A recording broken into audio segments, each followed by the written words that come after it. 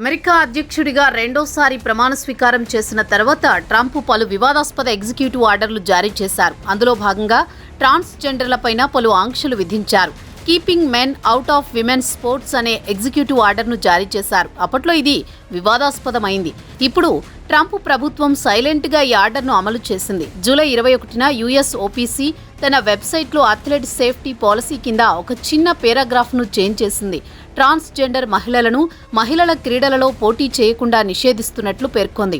ఫిబ్రవరిలో ట్రంప్ సంతకం చేసిన ఎగ్జిక్యూటివ్ ఆర్డర్ 14201కి అనుగుణంగా ఈ నిర్ణయం తీసుకున్నారు. ఈ నిర్ణయంతో ట్రాన్స్జెండర్ అథ్లెట్లను మహిళల క్రీడలలో పాల్గొనకుండా నిరోధించడంతో పాటు అలాంటి పాల్గొనని సంస్థల నుంచి ఫెడరల్ నిధులను రద్దు చేసేందుకు ఈ ఎగ్జిక్యూటివ్ ఆర్డర్ ఆధారంగా నిర్ణయం తీసుకున్నారు.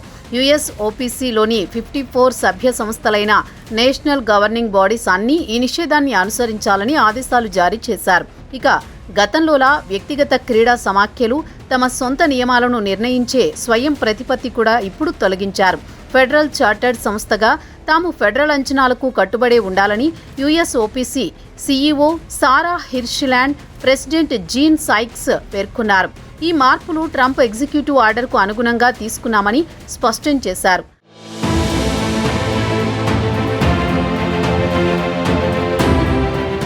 మహిళల క్రీడల్లో వారికి సరసమైన సురక్షితమైన పోటీ వాతావరణం ఉండేందుకు keeping men out of women's sports అనే ఎగ్జిక్యూటివ్ ఆర్డర్ను జారీ చేసినట్లు ట్రంప్ పేర్కొన్నారు.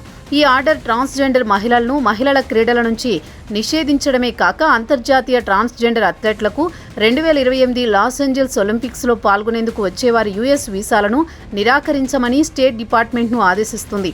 ఈ విషయం పూర్తిగా హాస్యాస్పదమైనదని, అంతర్జాతీయ ఒలింపిక్ కమిటీ కూడా తన విధానాలను మార్చాలని ట్రంప్ ఒత్తిడి చేస్తున్నారు.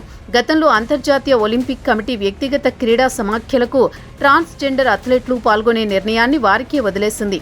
అయితే ఐఓసీ కొత్త అధ్యక్షురాలు క్రిస్టీ కోవెంట్రీ మాత్రం మహిళల విభాగాన్ని రక్షించడంపై దృష్టి సారించాలని సూచించారు. ఒక టాస్క్ ఫోర్స్ను ఏర్పాటు చేస్తామని, ఇది ట్రాన్స్జెండర్ అర్హతలపై ఏకీకృత విధానాన్ని రూపొందించడానికి నిపుణులు, అంతర్జాతీయ సమాఖ్యలతో కలిసి పనిచేస్తుందని క్రిస్టీ కోవెంట్రీ తెలిపారు.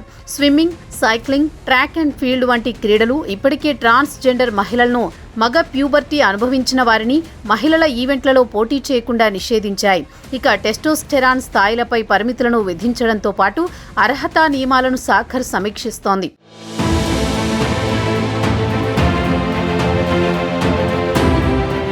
ట్రాన్స్జెండర్ అథ్లెట్లను నిషేధించడం ఇప్పుడు తీవ్ర విమర్శలకు దారితీస్తోంది.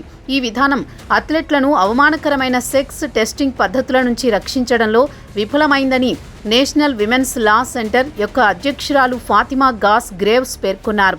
ఈ నిషేధం రాజకీయంగా ప్రేరేపితమైందని, సైన్స్ ఆధారంగా కాదని American civil liberties union, human rights campaign వంటి సంస్థలు వాదిస్తున్నాయి.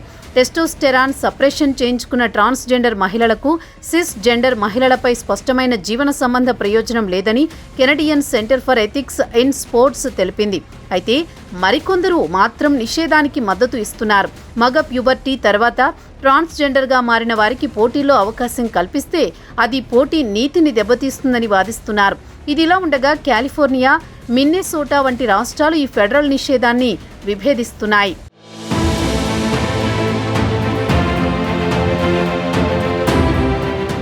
ఇది చట్టపరమైన సవాళ్లకు దారితీసే అవకాశం ఉందని విశ్లేషకులు చెబుతున్నారు.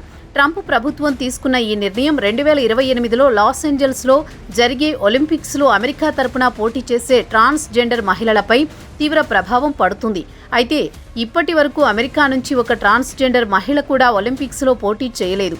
కానీ ఇప్పుడు ఈ నిర్ణయం లోకల్గా కూడా ప్రభావం చూపించే అవకాశం ఉంది.